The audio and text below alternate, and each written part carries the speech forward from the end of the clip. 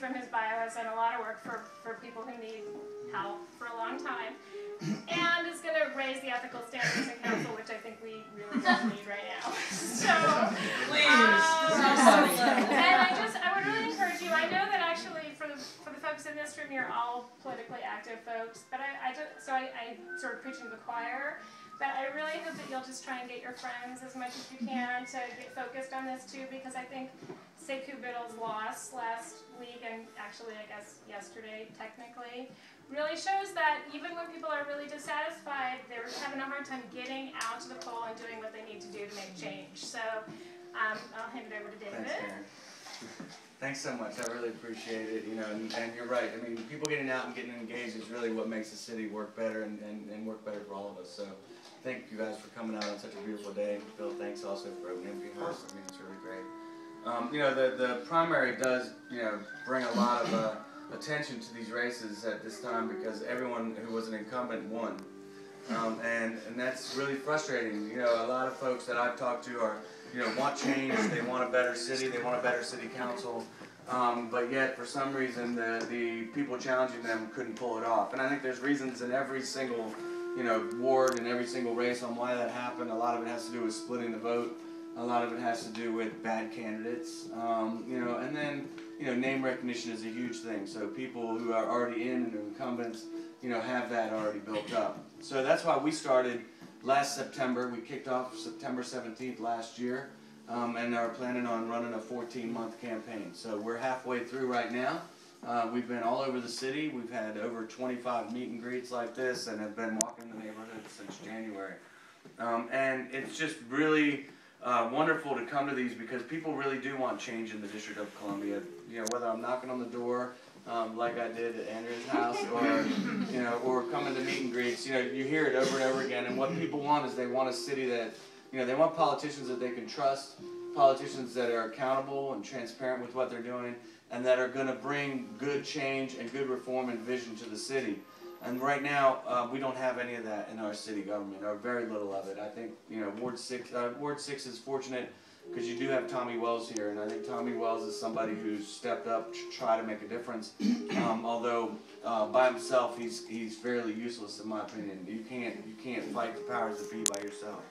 And it's really what motivated me to get into this race. I started thinking about it last spring when Harry Thomas, who was our Ward 5 council member, I live in the Brookland community, when Harry Thomas was going through all of his investigations and ultimately was pled guilty and will be sentenced next month, you know, I was saying to my wife Sarah, who's here, you know, this is just too much. We have to step up and do something about it. And that's what motivated me to get into this race. I have, as Karen said, 6 years of experience working for Sharon Ambrose, who was the previous Ward 6 council member, and 2 years with Congresswoman Norton. And I've been in the private sector now for 3.5 years. And just felt like it's time for me to get back in and do my part. And I'll just say a couple things about what my vision is, and then I'm happy to open it up to questions as well. It's certainly something I prefer to do anyway, because I'm really good at conversations and not so good at just speaking. But I do want to say, you know, education reform is a huge priority of mine, and I think it's a huge priority because I think our city is dependent on it. I don't think that we will survive or even thrive as a city unless we have a decent education, public education for all of our kids. And, you know, so that ultimately when you graduate from high school, you graduate. That's a huge problem in the District of Columbia that doesn't get talked about a whole lot. The students aren't graduating, they don't see any future, they don't see any hope as why they should stay in school. And I think if as a government, our responsibility is to step up and actually give them that hope and actually give them that vision so that they want to stay in school because they see a future for themselves, you know, with an education. And you know, ultimately, that reform effort has to move forward. You know, Kaya Henderson and before her Michelle Rhee started something that I think is important, but it hasn't finished yet, and it has a long way to go. And I think 30 years or more of a downward trend in our school system is going to take a long time for us to move it back up, and you can't just do it overnight. So we need council members up there that have vision, that can actually think about the gaps in our communities, think about where we're losing schools, where the schools are underperforming and why they're underperforming, and actually do what we can to move them forward.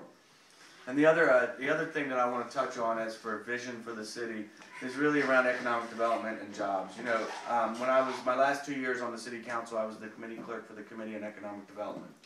And we brought baseball back, which, you know, a lot of folks are kind of up and down on, you know, but nowadays you talk to people, they absolutely love to have the stadium here, they love having the team here, and it's making a difference in our community. But ultimately, those jobs, those economic development projects, there's a lot more of them out there that aren't happening because the distracted council with all their ethical issues are not paying attention and aren't doing the oversight they need in order to make sure that those projects are done. And that includes a huge one out on Georgia Avenue, the Walter Reed project. You also have McMillan Reservoir. You have the Southwest Waterfront, which is moving forward but slower than I think it should be. You have Poplar Point, which is not going anywhere. And these are all projects throughout the city that I think you need to have a council that's focused on, that's asking the right questions of, and really doing their job, stepping up and doing their job on a daily basis. And that just brings me to my last point, and then I'll open it up. You're doing your job on a daily basis in the city council can mean more than one thing. It means that you show up for votes, but it also means that you can have another job outside the council. And there's quite a few of our council members, including the one that I'm running against, who have jobs outside the council making a lot of money and aren't focusing full-time on the issues of the District of Columbia. And I think that's a serious problem. I think council members should work full-time. They're 10 months out of the year in session. And, you know, literally, I think there's enough problems in D.C. that you should actually feel like the need to actually do the work all the time. And so I've committed to work full-time when I'm on the council, and I think that others should do the same thing.